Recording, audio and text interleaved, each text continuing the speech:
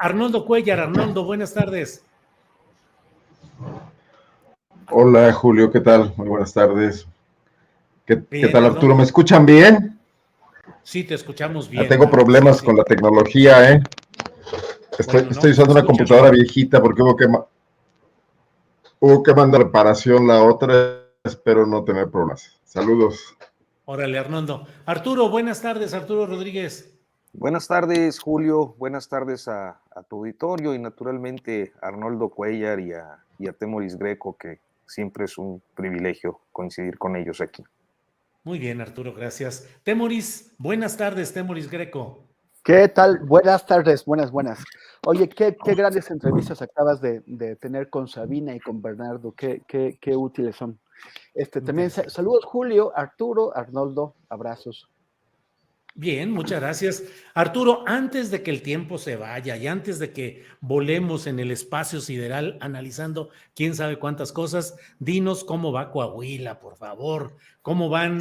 Ya subieron de tono, ya el propio secretario de Gobernación, Adán Augusto López Hernández, dijo que es un traidor Mejía Verdeja y que no hay posibilidades de buscar una confluencia.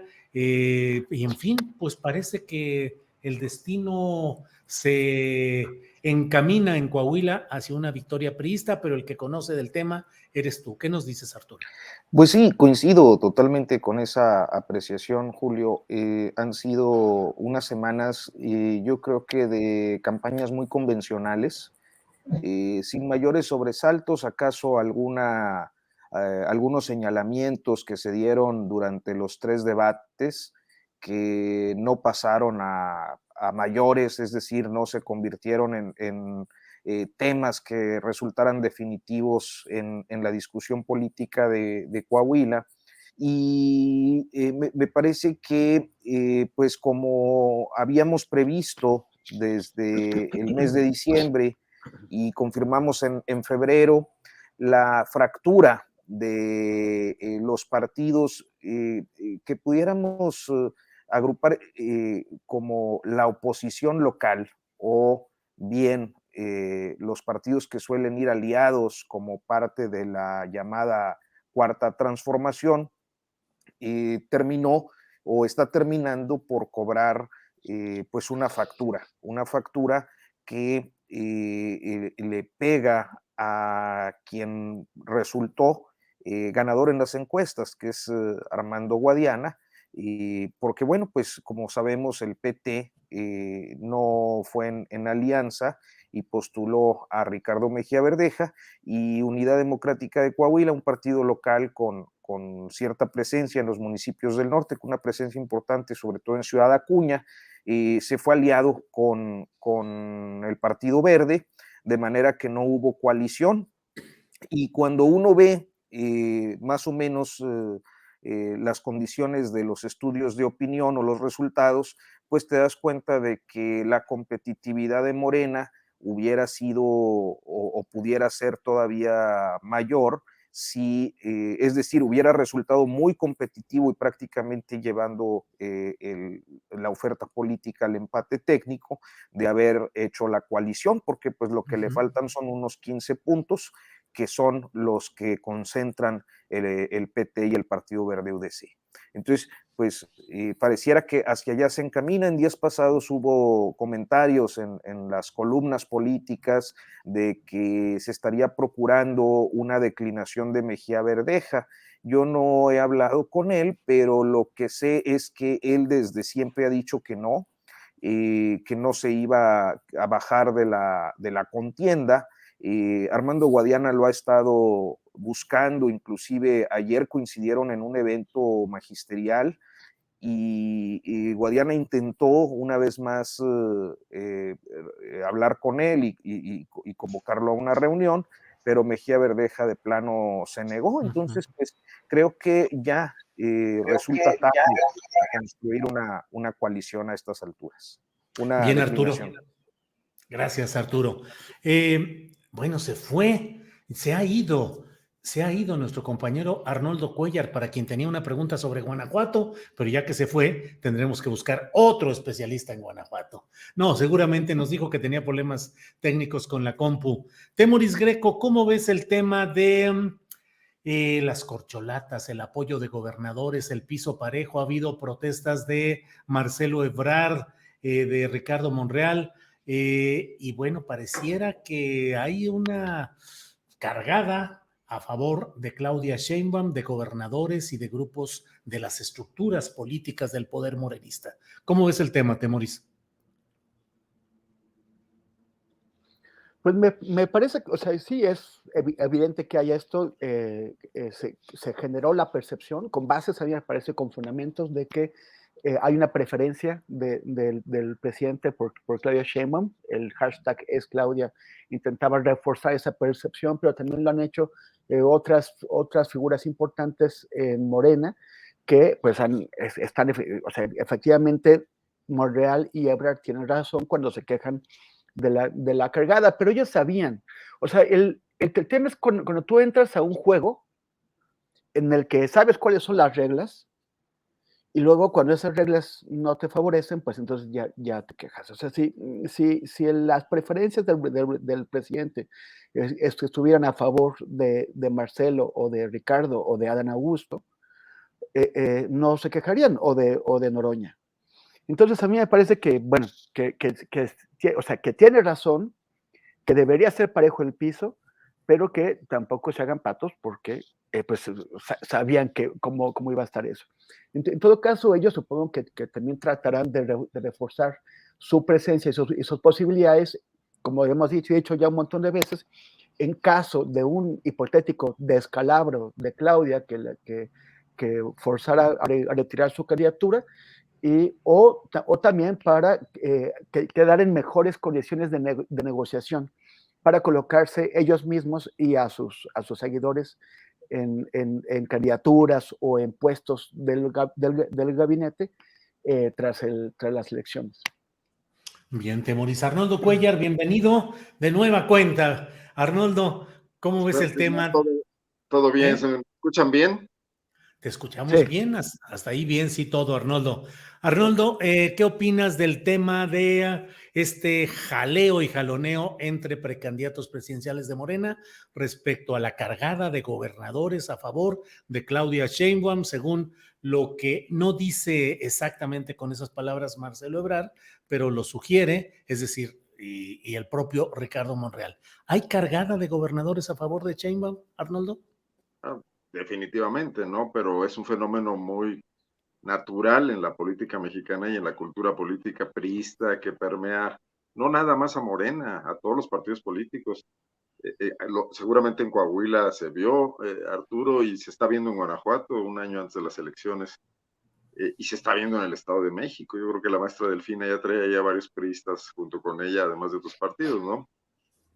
Pero al final del día está funcionando el plan del presidente. O sea, esta nueva forma de tapadismo, destapado, desnudo, naked, lo que está haciendo es que el presidente conserve el margen de maniobra, el poder necesario, más allá de los límites temporales en los que normalmente se empezaba a diluir. Mientras las corcholatas estén ocupadas en esto, tratando de ganar presencia en las encuestas, de ganar adeptos, de formar cuadros, de cooptar gobernadores, de quejarse unos de otros, etcétera, etcétera. El presidente es el gran árbitro, es el gran decididor. Al final del día, el tema es, pues, bueno, esto de que se quejó Marcelo, si hay favorita porque hay encuesta. Bueno, en Morena es muy sabido que las encuestas son muy sospechosas, no se conoce la metodología de ninguna, pero si además a la decisión de este dedazo disfrazado de encuesta se le suma la alta popularidad o la mejor presencia de Claudia Sheinbaum, como lo muestran las encuestas que te han dado a conocer en estos días, pues esto lo va convalidando. No está exento de inconformidades que puede que no lleguen a la ruptura, pero en sí el tema es que quien resulte candidato va a depender en mucho y en buena medida del respaldo del presidente, lo cual extiende hasta el final su capacidad de maniobra y quizás más allá, independientemente de las declaraciones constantes de que se va a su casa, ¿no? Porque al presidente le preocupa mucho la continuidad de su proyecto. Y habría que buscar en el cajón, como decía la anécdota aquella famosa que a él mismo le gusta de contar, de Porfirio Díaz y el Manco González. Habría que buscar al tonto que le crea que no va a tener presencia, no digamos en la política cortesana, pero sí en la dirección del movimiento que echó a andar, ¿no? Y que tiene objetivos pendientes. Bien, Arnoldo. Arturo, Andrés Manuel López Obrador tendrá obligación histórica de mantener presencia y conducción de su movimiento 4T, aun cuando ya no sea presidente de la República. Yo creo que es la aspiración de todo presidente y más de un presidente que ha cifrado su presencia. Perdón, pero traigo un cierto regreso que no sé si es mío. No A ver, sé. ya.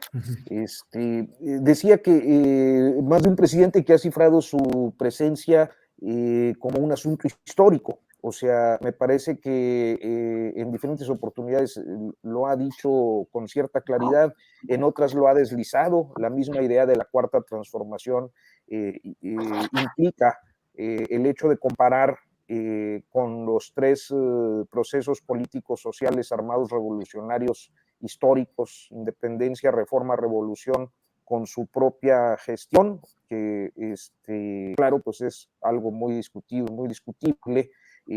Habrá quienes simpaticen con esa idea, habrá quienes pues, decidan tomar perspectiva histórica. Me parece que esa presencia en esos términos de historicidad con los que se ha conducido el presidente durante su gestión, nos hacen advertir que será una presencia importante, si no permanente, si no definitiva, una vez que concluya su administración. Pero no hay que perder de vista que también las fuerzas políticas y la fuerza de diferentes intereses nos van a llevar de manera natural a un juicio a López Obrador. No me refiero a un asunto judicial o sí, pero me parece que el enjuiciamiento de su gestión estará formando parte de una dinámica de discusión pública posterior a 2024, tanto por sus opositores como por aquella o aquel que al sucederlo en la presidencia de la República decidan por alguna circunstancia pues autoafirmarse, y la autoafirmación históricamente de los gobernantes parte de la condena al pasado. Digo, el caso presente es, digamos que, en grado superlativo, pero me parece que es algo bastante factible. Entonces, la sucesión presidencial implica ciertamente el futuro del país, pero en términos políticos y de la aspiración del presidente López Obrador a esa historicidad, pues implica también su futuro y su paso a la historia. De ahí que me parece será pues un factor definitivo, no solo en el proceso sucesorio que ya está en marcha y que formalmente estará en marcha a partir de la segunda semana de junio, sino también en el periodo postpresidencial. Bien, Arturo. Temoris Greco, ahora sí que, y sin embargo, encuestas como la de esta empresa Encol, publicada por encargo del diario El País y de W Radio, dan una ventaja enorme a Morena conforme a esos números que plantean. Le dan una ventaja a Morena casi 2-1 respecto a Va por México, los diferentes partidos ahí coaligados, y por otra parte a la propia Claudia Sheinbaum, que la coloca como la líder, la puntero de las preferencias en general para la candidatura de Morena. ¿Cómo ves estos datos? Las encuestas siempre tienen sus bemoles, o aquí mismo yo en lo personal siempre he criticado, como lo han hecho otros de ustedes, esa falta de conocimiento de datos, de metodologías reales de lo que ahí se hace, pero finalmente resulta llamativo que un diario como El País, con esta encuesta, lo planteé de esa manera. Morena arrollaría en las elecciones y Claudia sería la mejor posicionada para esa candidatura. ¿Qué opinas, Temoris? Es que un 61%, que es lo que le pone esta encuesta a Morena, es impresionante. O sea, es efectivamente, como dices, es arrollador. Son números de otras épocas y de realmente pocas épocas en condiciones de experiencia democrática reales.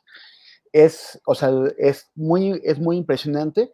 Y a mí me hace, o sea, yo siempre he pensado que la decisión del presidente de retirarse a fin de su periodo va a provocar que eventualmente el nuevo escenario político que tenga México surja a partir de Morena, o sea, a partir de divisiones de Morena, porque él es el principal pegamento de ese partido y sin él, pues no habrá muchas razones para que sus principales tribus o liderazgos permanezcan juntos.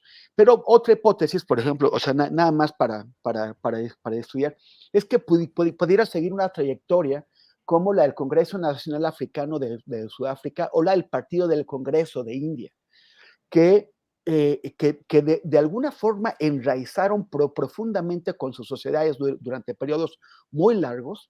O sea, el Congreso Nacional Africano ganó con Nelson Mandela en el 94, tuvo 62%, que es más o menos lo que le pone esta encuesta ahora. Cuando estuve en Sudáfrica en 2005, acababan de ganar otra vez con el 70%, y ahora, o sea, ya llevan que 29 años en el poder. En el 19 ganó el presidente Ramaphosa con el 57%. Y en el caso del Partido del Congreso estuvieron, digo, salvo un par de periodos como del 51 al 96, o sea, 45 años y luego con dos periodos, que perdieron 5 años, pero el partido de Nehru y de su hija Indira y de su nieto Rajiv estuvo casi ininterrumpidamente 45 años en el poder y siempre votado por una población que lo veía como la representación legítima del Estado.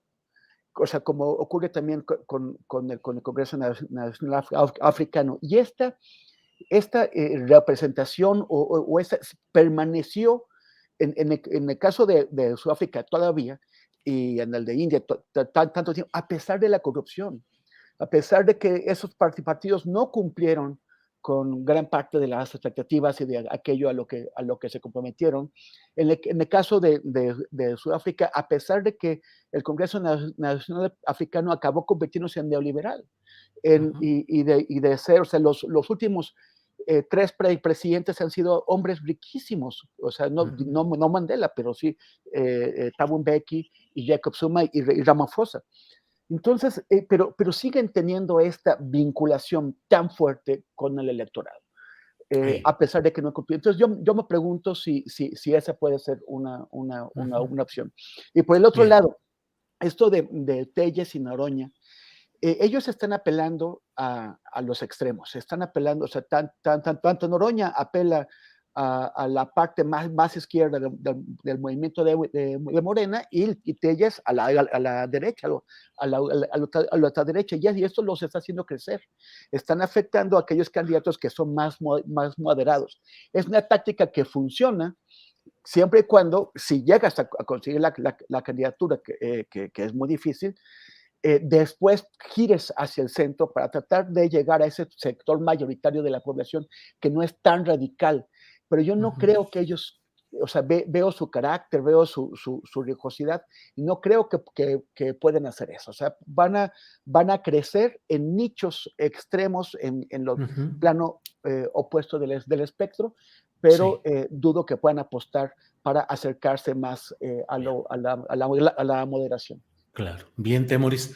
Arnoldo Cuellar, por favor, saque usted la bolita de cristal y láncese hacia el futuro para esta pregunta que le voy a hacer. ¿Tú crees, Arnoldo, que si Morena gana con desahogo, de manera cómoda, 2024, nos encaminamos a una larga historia de predominio de Morena? No sé si con la misma duración que la del PRI, que es enorme, pero sí cuando menos que si gana cómodamente Morena 2024, se vaya a venir una larga historia de un morenismo en los poderes? Pues mira, no voy a sacar la bola de cristal, pero sí voy a recurrir al pasado, que es, la historia es la maestra de la vida, ¿no? Decían los clásicos. Ujú. En Guanajuato el PAN llegó en el 91 y los priistas creían que iba a ser una estancia corta, presionaban por la elección extraordinaria, se reorganizaron o trataron de hacerlo, y entre las ayudas del gobierno federal de Carlos Salinas y luego las de Cedillo, y una irrupción de, pues no sé cómo llamarla, en ese momento de independentismo quizás, de romper, de novedad también, pues el PAN fue ganando elecciones y ahora acumula en Guanajuato 32 años y se ve inamovible aún en la próxima elección, ¿no? No sé si esta sea una costumbre de los mexicanos, si la comodidad, el poder se retroalimenta mucho y más cuando no hay controles y cuando el poder sirve para además en una democracia débil fortalecer estos mecanismos de retroalimentación y de retribución entre las bases sociales, este estado corporativo que tiene su historia en el mundo, que está muy cerca del fascismo, ¿no? El control directo del Estado sobre las masas, con partidos políticos que no son más que otras funcionalidades del Estado, otros apéndices del Estado, ¿no?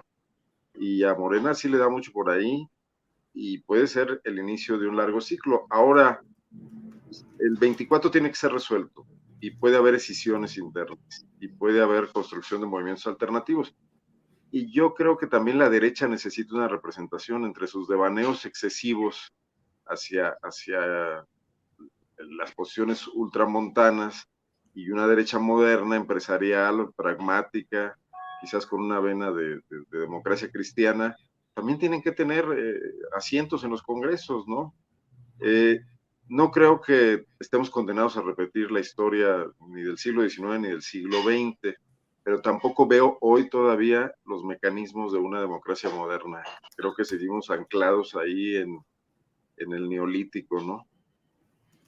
Pues sí, eso parecería, Arnoldo.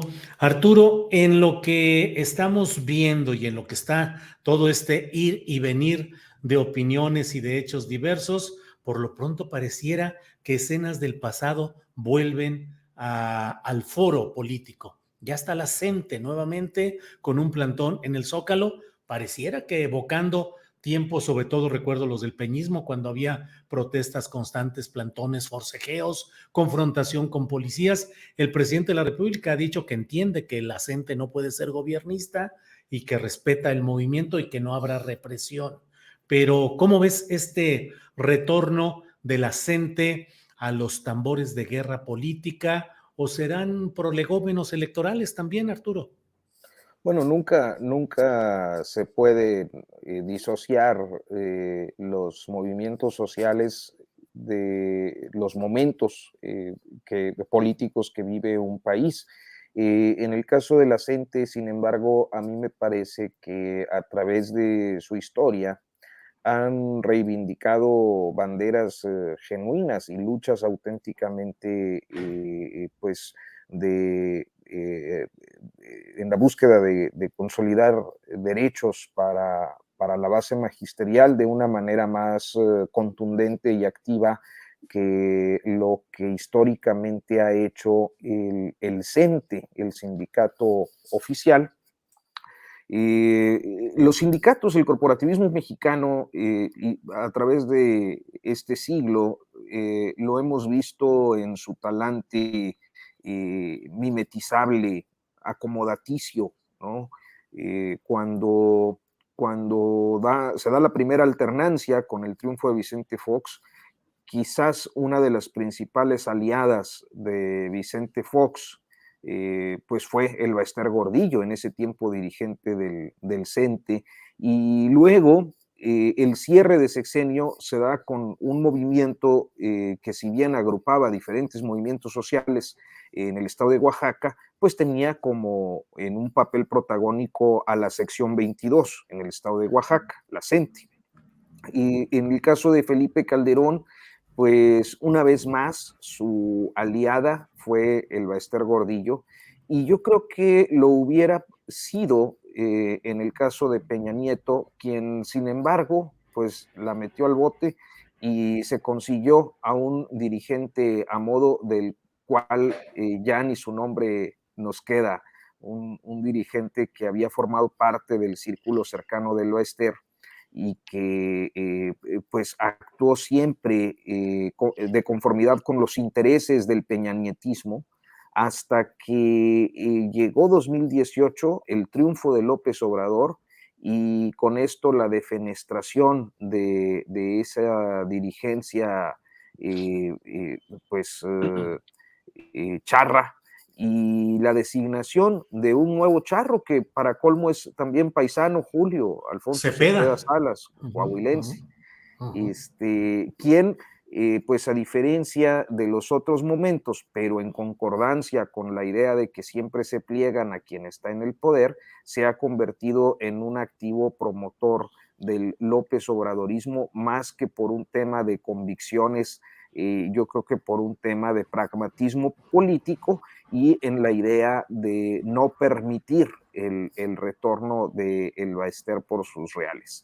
En tanto, la CENTE había marcado una alianza desde hace años, quizás desde 2016, poco después de la masacre de Nochixtlán, aquella represión que se dio en Nochixtlán, Oaxaca, por parte de la Gendarmería Nacional, este cuerpo élite creado a instancias de pues la administración peñanietista, proceso represivo tremendo que estuvo viviendo el magisterio en Oaxaca, naturalmente en Guerrero, del que no se puede disociar naturalmente el caso de la desaparición de los muchachos de Ayotzinapa, en el Estado de México, donde hubo dirigentes presos no solo por acciones relacionadas con su activismo y sus formas de lucha, sino también con invención de delitos de manera muy, muy grave, en el caso de los liderazgos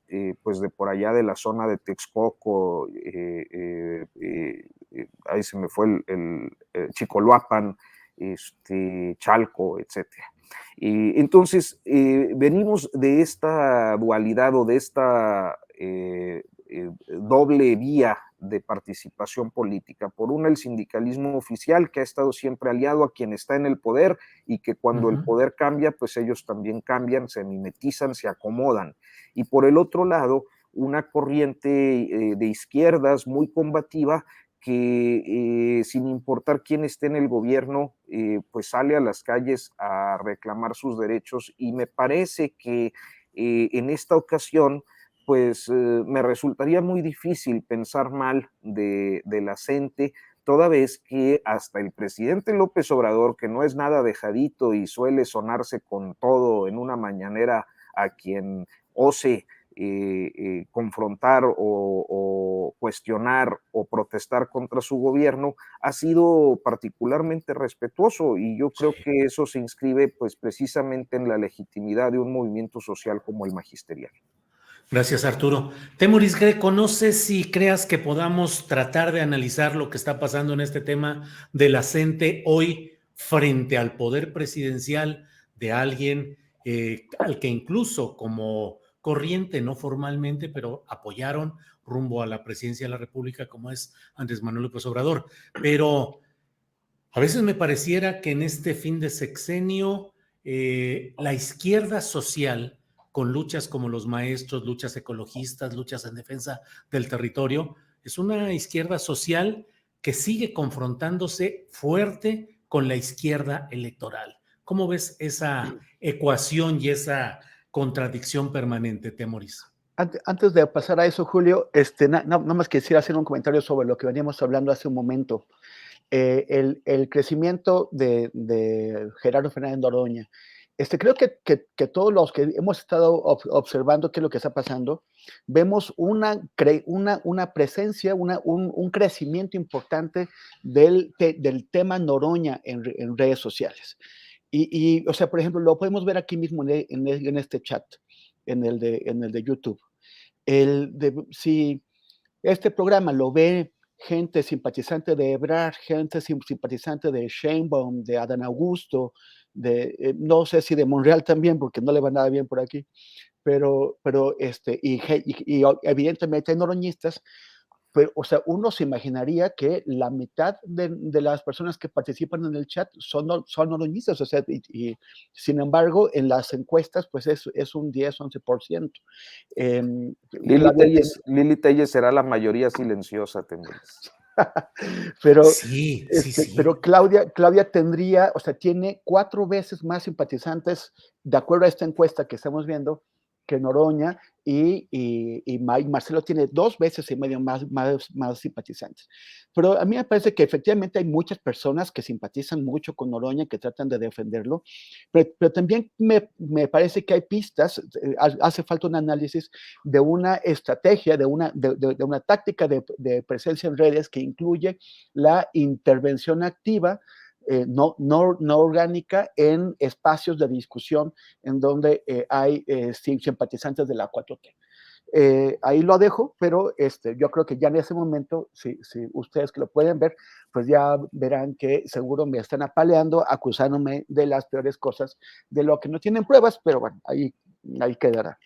Y en cuanto sí, siempre hay este tema, siempre ha habido una disociación entre, hay muchas izquierdas, pero podemos agruparlas en relación a los procesos electorales en 3, ¿no? La izquierda antisistémica, que es representada, por ejemplo, por grupos como los zapatistas, que creen que las elecciones solamente impiden un cambio real, una izquierda social que coquetea con la izquierda electoral, pero tampoco se entrega porque desconfía de ella, porque desconfía de los políticos, y una izquierda electoral que se desespera porque no consigue que la izquierda social y menos la izquierda antisistémica, pues la apoyen.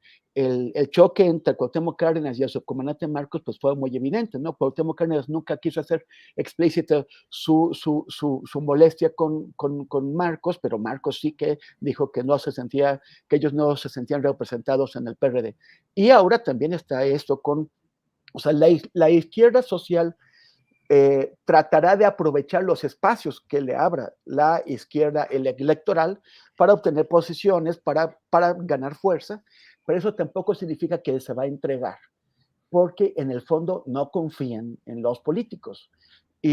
Pues hasta cierto punto tiene razón. ¿Cuántas veces la izquierda social ha sido traicionada por los políticos? Hay que ver qué es lo que está haciendo el gobierno de Rutilio Escandón en Chiapas, que me parece que es un ejemplo muy claro de una izquierda. Él es un hombre que proviene de partidos de izquierda, que tiene así, y sin embargo, como gobernador no ha hecho más que prolongar los esquemas de dominación violenta y brutal que siempre han usado las oligarquías en Chiapas.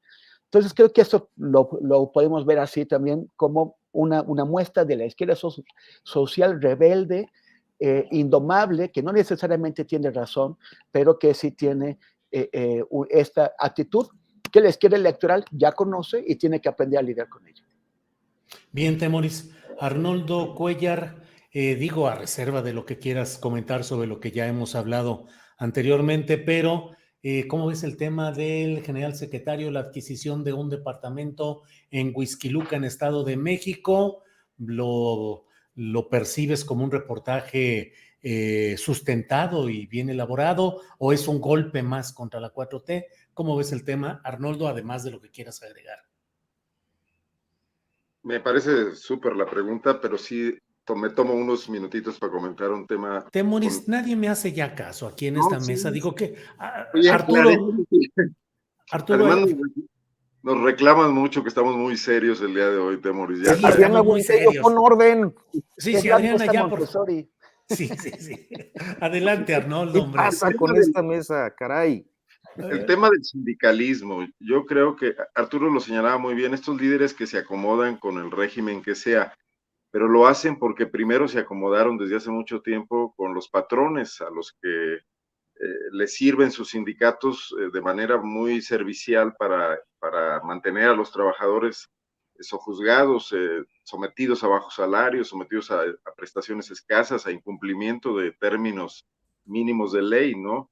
De lo cual sacan dinero y aparte explotan las cuotas de los trabajadores y no dan cuentas de ellas. Entonces hay ahí un tema que impide el surgimiento de una izquierda que llamaría yo también, bueno, no propiamente social, pero una izquierda obrera, que no tendría que ser sumamente ideológica, sino únicamente defender sus derechos y elegir a sus dirigentes libremente, algo que en la retórica el presidente ha señalado porque la ley ahora lo permite, pero que en la práctica ha ocurrido como excepción y no como regla. Y ahí sí habría de echarse a andar un movimiento en ese sentido. Yo creo que una reserva muy importante de movimiento para una transformación, no sé si la cuarta, no sé cualquier otra, pero que en este país los trabajadores pudieran representar genuinamente sus intereses mediante liderazgos democráticamente electos frente a patrones que han hecho fortunas, entre otras cosas, por la mano de obra barata, sí significaría un cambio drástico, en el sentido además que les gusta tanto a los neoliberales, ¿no? De no darle a nadie una dádiva, sino de enseñarlo a obtener sus propios recursos, que ahorita les son escamoteados por esta doble pinza que hacen, por un lado patrones abusivos y voraces y por el otro lado sindicatos corruptos, ¿no? Bueno, dicho esto, vamos al piso del general. La investigación es una investigación clásica, correctamente hecha y bien apuntalada. El general le compró un piso a una empresa proveedora, a unas integrantes, a dos hijas de un general que tienen en conjunto familiarmente una empresa que le provee servicios a la Secretaría de la Defensa y que además en ocasiones le queda mal. Son cosas distintas. Puede no quedarle mal, puede quedarle bien. De todas maneras, ahí hay un conflicto de interés. El reportaje de pronto es deliberadamente impreciso porque establece que el piso podría costar entre 30 y 20 millones de pesos, lo cual es una diferencia sustancial entre 1 millón y 1.5 millones de dólares, y el general solo reportó 9, ¿no? Bueno, ya es menos por el tipo de cambio. Reportó que le costó 9 millones de pesos. Creo que es una investigación correcta. Lo que yo diría es, ¿dónde está la novedad? O sea, la novedad está en que hoy es posible investigar al ejército, algo que en este país nunca ha ocurrido. Yo pienso si el ejército de Carlos Salinas de Gortari, si alguna vez Claudio X González, papá o hijo, se plantearon que el ejército en esa época era tan corrupto, como lo sigue siendo hasta la fecha, y como no se ha logrado ahí establecer ningún tipo de contrapeso, ni de transparencia, ni de manera de acceder a la información, ni de que las auditorías superiores, las contralorías, etcétera, logren actuar de alguna manera. O sea, el tema de la, digamos, moral pública o el respeto a la ley o el cumplimiento de normas mínimas en los contratos de la Secretaría de la Defensa es un gran pendiente de la Cuarta Transformación, y yo me imagino que con las prisas del presidente por terminar algunos proyectos y esta confianza desmedida en el ejército, es un ejército que ha tenido manga ancha todo el tiempo, desde los años, si me apuran un poco, desde la Revolución Mexicana, desde que se institucionalizó, desde Carranza, y luego muy organizadamente ya, después con los gobiernos civiles, pues va a hacer lo que sabe hacer. ¿Por qué tendrían que cambiar, no? Pero estas investigaciones surgen hoy, desde luego, forman parte de un entramado de un planteamiento definitivamente político. O sea, lo saca el líder de la oposición mexicana en su medio de comunicación, se lo vende o lo comparte con otros medios de comunicación, pero lo que no pasa es que esto logre el objetivo político que se trazó, porque han estado con una estrategia, no sé, me parece un poco excesiva. Sí. Sí, se fue un poco la señal. Sí, ya, ahí estás. No, continúa, no se perdió casi nada. Sí. Porque han errado esta estrategia, porque nadie les cree. O sea, ¿por qué alguien tendría que creerle en este nado sincronizado a un medio de comunicación, a una serie de comunicadores que nunca investigaron corrupción hasta ahora, que se prestaron a otro tipo de complicidades y hoy lo hacen? Entonces está bien, el reportaje está correcto, seguramente será muy considerado, seguramente lo retomará pronto algún medio internacional, seguramente ganará incluso algún premio, pero no logra el movimiento político que pretenden, ¿no? Bien. Que definitivamente no están engarzando una estrategia correcta, porque sí funcionaba con Peña Nieto y no funciona con Andrés Manuel López Obrador. Es todo un tema que habría que estudiar y tiene mucho que ver con la legitimidad de los políticos. Desde luego que esto también es un problema, porque la legitimidad puede servir para encubrir malas prácticas gubernamentales, ¿no? Sí. como ha ocurrido en muchos otros países. Y es algo que tenemos que hacernos cargo, ¿no? Entonces, Sí. estamos situados en un panorama donde, pues ni para un lado ni para otro, Julio, definitivamente. Bien, Arnoldo. Arturo Rodríguez, legitimidad, efecto teflón de algunos políticos que pase lo que pase, no les afectan los hechos, y el tema del departamento comprado por el secretario de la Defensa Nacional. ¿Qué opinas de esos temas, Arturo? Mira, yo tengo dos posiciones. Una es respecto a que efectivamente, o sea, en estos tiempos es muy difícil diferenciar aquello que tiene que ver con la cobertura de un asunto de interés público, que me parece genuino, legítimo, necesario, que es la función del periodismo, y aquello que, valiéndose de las herramientas del periodismo, tiene una intencionalidad política, como es el caso de este tipo de organizaciones que en los últimos años, no solo ni exclusivamente sobre el gobierno de López Obrador, también hay que decirlo, pero que han preconizado sus intereses a partir de la publicación de reportajes, algunos muy bien realizados, algunos muy bien sustentados. Hay que decir que Mexicanos contra la Corrupción pues ha contratado desde su nacimiento a periodistas que son muy profesionales para realizar estas tareas, y que en el desempeño de su trabajo han colocado temas de primera importancia en estos años, incluida la actual administración, pero insisto, no exclusivamente, porque habría que recordar que ellos fueron los que hicieron, Raúl Olmos en particular, el asunto, por ejemplo, de los negocios de Vicente Fox y este tema con Muebles y Mudanzas, con el grupo Muebles y Mudanzas, que hemos visto reportajes que pues acreditaron de manera muy contundente desde antes de que iniciara el gobierno de López Obrador la corrupción en Odebrecht y de Emilio Lozoya y de otros políticos empresarios, entre otras cosas. Entonces, ciertamente, pues hablamos de una organización que tiene una intencionalidad política, pero que contrata a periodistas profesionales para que generen productos periodísticos. Y esos productos periodísticos, cuando están bien realizados, sustentados y revelan asuntos de interés público, más allá de la intencionalidad política de aquellos que los financian, tiene la relevancia de ser trabajos que son de interés público. ¿Por qué es de interés público? Bueno, pues porque el hecho de que un secretario de Estado, además en tratándose de un general del ejército mexicano, cuya capacidad de ingresos es plenamente rastreable en fuentes públicas abiertas, pues naturalmente obliga al cuestionamiento sobre cuál ha sido la fuente de sus ingresos.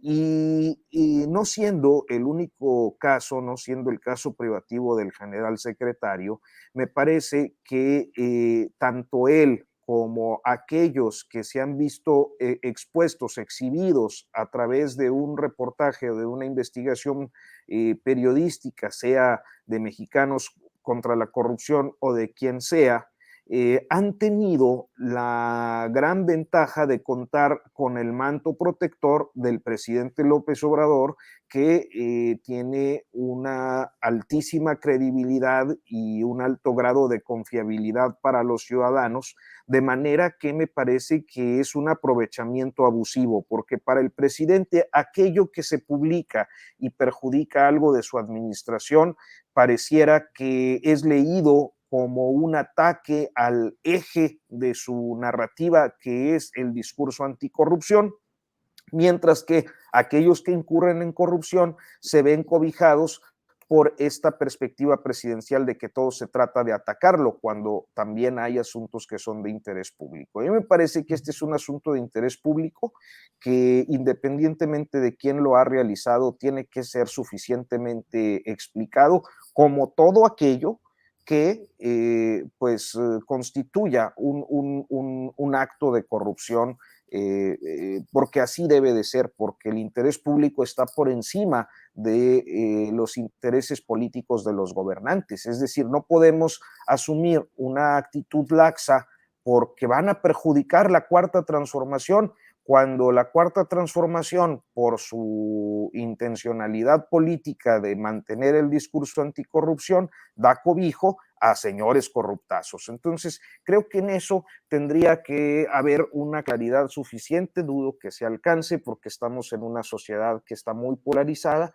y que naturalmente habrá de actuar como porra deportiva ante cualquier condición, sin el menor atisbo de análisis sobre los datos expuestos por Mexicanos contra la Corrupción o por el que sea. Bien, Arturo, Temoris, ¿cuándo te destapas como candidato a presidente de la República Independiente? Digo, ya lo hizo Pedro Ferriz Híjar, se ha destapado para presidencia y ha dicho de inmediato que lo primero que va a hacer cuando le entreguen la banda presidencial, entregándosela, y él va a detener a Andrés Manuel López Obrador para encarcelarlo. ¿Cuándo te lanzas, Temoris? Micrófono. Con esas arrebatos, esos arrebatos de locura, sí es que están tremendos.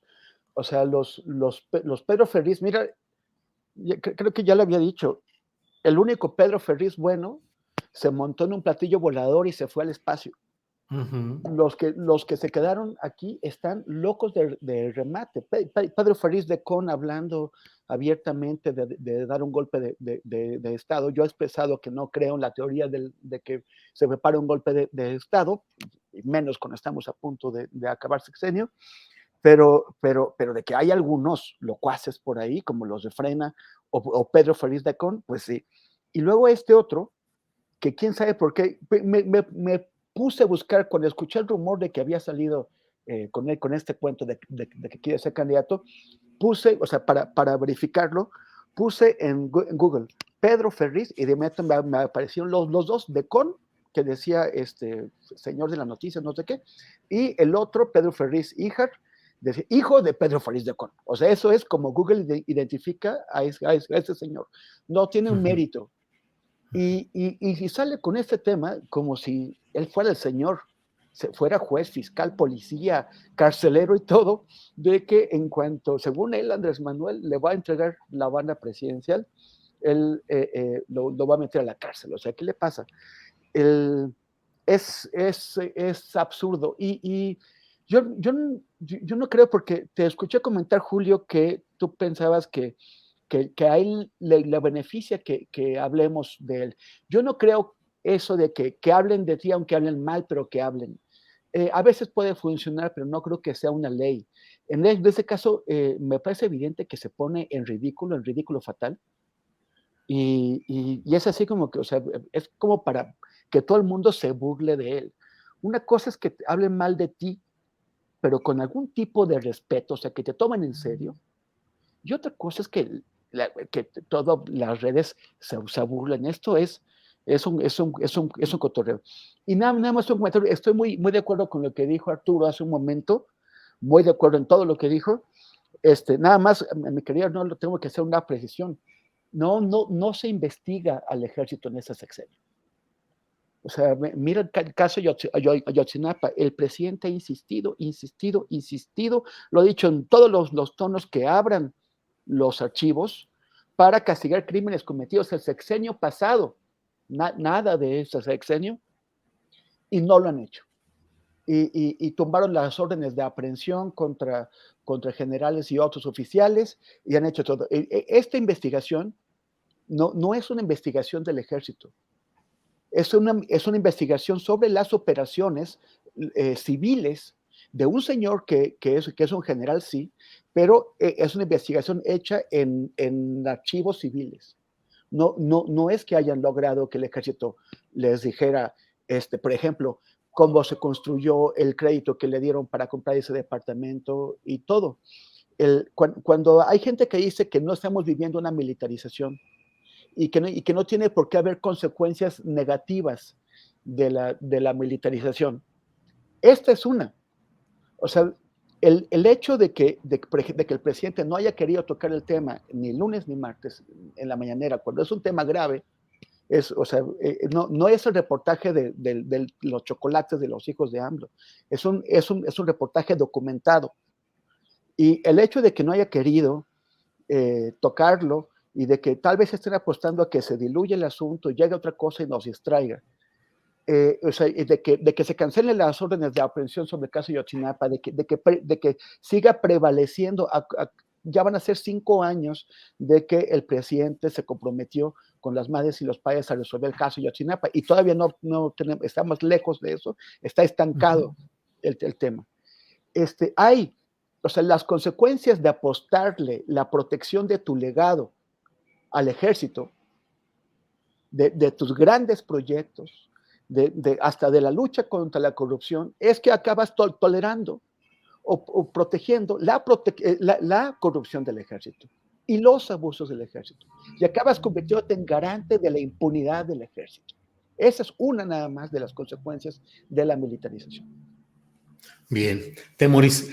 Bueno, pues estamos ya en la parte final del programa, Arnoldo Cuellar, así es que por favor, postrecito, Arnoldo Cuellar. Bueno, digo, coincido también con lo que dice Temoris y antes había dicho Arturo. Yo no sé en qué momento me refería a que se investiga el ejército. Bueno, yo sé que antes los periódicos ni siquiera investigaban las operaciones civiles de los generales. Ese es un mundo absolutamente intocado. No creo que sea el primer general enriquecido en la historia, ¿no? Y desde luego, pues esto no ha dado lugar, por supuesto, ni dará lugar a que haya un seguimiento, a menos que Claudio X González eche a andar el litigio estratégico que también presume tener en Mexicanos contra la Corrupción y presente algunas denuncias por los delitos que pudieran configurarse, sobre todo el de conflicto de interés, ¿no? Pero bueno, no sé cómo se puede conceptualizar eso ya en términos penales. Yo creo fundamentalmente que este va a ser uno de los grandes pendientes de la cuarta transformación y que este doblez que se vio, aquí lo comentamos alguna vez, Julio, me acuerdo que tú me preguntaste por qué el presidente confía tanto en el ejército, y yo te decía, porque quizás son los únicos que cuando él ordena que algo pase, pasa, y en cambio la administración civil no lo está logrando, y cada vez se harta más de esa administración civil burocratizada, heredada, pero aparte, pues con el gasto público recortado, ¿no? Y que no está cumpliendo con ninguno de las obligaciones legales que tiene en ninguna de las materias. Lástima que, por ejemplo, en el tema medioambiental no hayan metido todavía al ejército, porque algo podría estar pasando frente a los desastres que hay. Digo, ya no queremos que lo metan en más lados, pero sí es una tragedia como una enorme masa de burócratas que tienen en sus manos decisiones importantes no están actuando en el país, por ejemplo, también la Secretaría del Trabajo, lo hemos hablado aquí, ¿no? Entonces el ejército es lo único que está logrando que el presidente consiga objetivos políticos que se ha trazado en algunas materias a un altísimo costo, ¿no? Entonces sí, esto lo vuelve intocable más aún de lo que ya era en el pasado. Y a mí en ese sentido me parece que la investigación periodística, independientemente de quienes la llevaron a cabo, me parece que es un punto valioso, ¿no? Bien, Arnoldo, gracias. Arturo Rodríguez, por favor, postrecito. Perdón, estaba muteado. Y no, pues sabe. No, digo, No, pues sabe. yo estaba, ya a estas alturas ya ni queremos hacerte caso con el postrecito, ahora nos seguimos de No me frente. doy cuenta, mano, ya ni el postrecito ni nada. Pues ya cierra el changarro tú, Arturo, ya di buenas tardes. No, mira, nada más es que creo que el problema a veces es que a todos nos pasa, a veces hablamos en absolutos, y yo creo que Arnoldo tiene un punto en el sentido de que ha habido históricamente algunos medios de comunicación que han sido declaradamente o soterradamente militaristas, ¿no? El caso del Excelsior, en particular bajo la tenencia de Olegario Vázquez Raña, que además es proveedor o ha sido proveedor de la Secretaría de la Defensa, pues me parece muy claro, un medio de comunicación que es cercano y con muchos intereses dentro de la defensa, de manera que pues no toca los casos o situaciones que pudieran presentarse en esa dependencia, así como en el ejército mexicano. Ha habido otros que han sido, por definición, muy próximos a las Fuerzas Armadas permanentes, esto es, Sedena, Secretaría de Marina y pues el Cuerpo de Seguridad Pública sexenal, que antes era la PFP, que luego fue la PF y que ahora es la Guardia Nacional. Como es el caso de Milenio, quizás... Las televisoras, Arturo. ¿Perdón? Las televisoras. Las televisoras, inclusive había esta máxima en particular de Televisa, de decir que había 3 intocables en México, ¿no? Que era la esposa de un presidente, que era la Virgen de Guadalupe y que eran las Fuerzas Armadas. Pero yo creo que todo eso ha cambiado a través de los años, es decir, no podemos hablar de absolutos, porque creo que sí hemos sido muchos los periodistas que a lo largo de estas décadas hemos puesto la lupa sobre diferentes actividades del ejército, tanto en las fórmulas tradicionales de reporteo en campo, a partir de testimonios, como también de investigaciones documentales que nos han permitido comprender procesos de corrupción y de deterioro, ciertamente en una de las instituciones que por definición y por tradición y por uso y por costumbre ha sido opaca, que es la Secretaría de la Defensa Nacional. Pero me parece muy osado pensar que esta es la primera vez o que ahora sí se hace y antes no se hacía, porque implicaría aceptarlo, descalificar no solo el trabajo y el esfuerzo, sino también los riesgos que en diferentes oportunidades muchos periodistas han asumido para poder dotarnos de información sobre lo que ocurre en el aparato militar. Bien, Arturo. Temoris Greco, para cerrar el changarro, postrecito, final, por favor. Oye, pues es este tema que se dio a conocer ayer. Tú y yo hemos publicado en la editorial HarperCollins, y también Álvaro Delgado y Alejandro Páez publicaron en esa editorial, y la verdad es que recibimos un gran trato, o sea, bueno, al menos en mi caso, hablo por mí, recibimos un gran trato de los editores en México de HarperCollins. Pero la pena resultó en que ayer Alejandro y Álvaro denunciaron que de Estados Unidos, porque la editorial pues tiene una sede en México, pero pues es una editorial de Estados Unidos y que es infinitamente más grande allá, les censuraron un libro, o sea, fue censura pura y dura, y a mí me parece que es pues indignante. Ellos ya habían publicado un libro que se había vendido súper bien, entonces la editorial obviamente tenía ganas de publicar ese otro libro y escribían una historia de la izquierda. Y aparece la palabra izquierda en el título. Parece que en Estados Unidos no habían puesto mucha atención en revisar los libros que se publican en México, pero cuando vieron la palabra izquierda dije, bueno, se les fue el santo al cielo. Y pegaron de gritos y ordenaron no solamente la cancelación del contrato, que seguramente tendrá penalidades para HarperCollins, y espero que les permita a Alejandro y Álvaro publicar el libro en otro lado.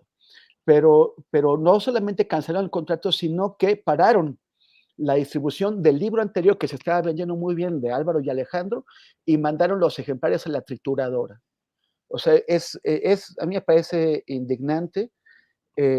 Yo lo siento mucho porque en México han estado haciendo muy buen trabajo, pero que tengan pues esta intolerancia extremista, decimonónica, clerical, porque parece que hay un tema religioso allá también que está influyendo, y que pues viene a afectar y a poner en duda el prestigio, el prestigio que han estado construyendo los editores en México. Entonces, nada más pues enviarles solidaridad y abrazos a Alejandro y Álvaro, y espero que esto permita que cuando publiquen el libro tenga una gran difusión y un gran éxito, y que la gente aprecie este tipo de trabajos. Bien, Temoris, pues Arnoldo, gracias. Muchas gracias. Más que decimonónica medieval, Temoris, la decisión. Y tienes razón, Arturo, touché. No hay que ser tan totalitarios en los juicios. Gracias por la observación. Respecto a HarperCollins, desde finales de marzo avisó la editorial a algunos de los autores acerca de que iba a cerrar su empresa, sus oficinas en México, porque siendo una empresa con sede en Estados Unidos, de una orientación fundamentalmente producción, impresión, difusión de temas bíblicos, de Biblias, de asuntos de superación personal, muy cargado a la derecha HarperCollins, pero en México, bajo la dirección de Edgar Kraus, hubo una insólita apertura a textos distintos, de los cuales uno de los más relevantes fue el libro de Álvaro y de Alejandro Páez Varela. Estaban en espera también de ser publicados este mismo año, un libro de Ricardo Ravelo, otro de Jesús Lemus, y la verdad es que la orientación política e ideológica de HarperCollins no encontró que su filial o su representación en México fuera en el sentido que ellos deseaban. Pero está anunciado que van a cerrar su representación y que van a cerrar todos los contratos y disponibilidad de libros en bodega que tienen, pues es un proceso de liquidación así, lamentable, doloroso y con evidentes cargas ideológicas y de censura en casos como los que Pero reportan. entonces esto significa que los libros que ya tenemos publicados, como el mío, se van a dejar de vender, o sea, ya no van a ser conseguibles. Sí, Temoris, sí, así es el punto.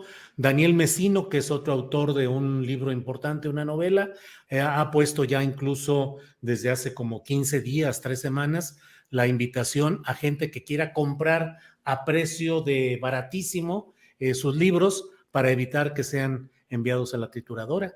Y en otros casos, pues simplemente los van a deshacer, a triturar muchos de esos libros. Así Claro. es. Pues sí, es muy lamentable y muy Sí. doloroso, pero evidentemente todos ellos se encontrarán, tanto Ravelo como Lemus, como Álvaro y Alejandro. Habrá obviamente editoriales de otra índole que van a reproducir estos libros, que van a tener además mucha demanda, porque pues hay una reacción natural de solidaridad con quienes escriben libros y encuentran esos tropiezos. Arturo, ¿querías decir algo? Sí, nada más hacer la observación. HarperCollins es una editorial que efectivamente tiene contenidos bíblicos, principalmente muy conservadores, como corresponde a una orientación religiosa y protestante, como es el caso.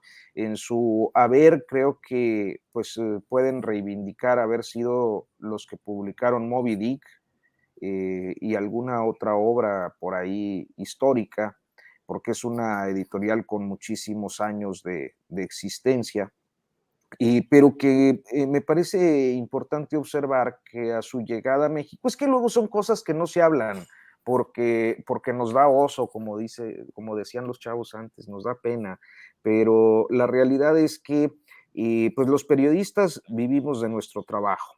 O sea, hoy ya todo el mundo te dice chayotero y la chingada, pero pues la verdad es que vivimos de nuestro trabajo y de pues, los ingresos que nos pagan los medios de comunicación en los que trabajamos, de los proyectos alternativos que podemos generar en ocasiones, como son los libros, por los cuales pues se busca una remuneración justa, como corresponde a cualquier trabajo devengado. Y me parece que la aparición de HarperCollins es una opinión, no me quiero extender demasiado, aunque ya lo estoy haciendo, es que HarperCollins llegó con una oferta más competitiva que la de otras editoriales a México. Y esto prendió las alertas, inclusive en las grandes editoriales, porque algunos de sus autores con buenas ventas de libros empezaron a firmar con HarperCollins. Y creo que lo que menos nos esperábamos es que ante los éxitos en ventas que se habían generado durante este par de años que ha estado operando en México, efectivamente, a partir de la dirección de un editor y escritor que me parece que merece el mayor de los respetos, yo no tendría nada que decir sobre él, Edgar Krause. Sí. Creo que se había convertido en una alternativa que hoy vemos pues por la misma, con base en el mismo éxito de algunos de sus autores más progresistas o cargados a las izquierdas o definidos como periodistas o autores de izquierda, y la editorial decide cerrar. Y me parece pues que es lamentable, por una parte, observar que una editorial se maneja así, por otra, que estemos ante un caso que pudiera implicar censura, y finalmente yo diría, ante una situación en la que no es posible disociar la posibilidad de que alguna fuerza o algún grupo de interés y de presión de la derecha más rancia del protestantismo mexicano haya tenido pues alguna injerencia en la decisión que desde la dirección global se tomó para el caso del capítulo mexicano. Así que bueno, era eso. Sí, bueno, ya nos extendimos un buen rato. Edgar Krause, el editor, hizo un gran esfuerzo, abrió la puerta a diversas publicaciones. Nosotros mismos tuvimos, Arturo y algunos otros compañeros, la publicación de aquel libro, El México que se avecina, que tuvo una mala suerte en difusión y ventas porque se atravesó la pandemia, pero también ya luego no hubo ningún intento de la editorial por darle una nueva fuerza, una nueva presencia, ya cuando las cosas fueron cambiando, y así fue este proceso. Por desgracia, creo que se cerró una opción muy interesante en una editorial bajo esta gestión de Edgar Krause. Bien, compañeros, muchas gracias. Temoris, gracias y buenas tardes. Arnoldo, Arturo, gracias. Gracias, gracias. Y perdón, una vez más no te hicimos caso y yo fui en muy buena medida responsable del tiempo. Ahora ya ni el tiempo te respetamos, Julio. Eso es imperdonable, ya de verdad. Somos una vergüenza esta mesa. Ya, vámonos. Voy a tener que tomar medidas muy drásticas y muy enérgicas en este asunto. Mañana las voy a anunciar, lo que voy a hacer ya en un rato más. Pero bueno, sí. Gracias, Arturo, Temoris, Arnoldo.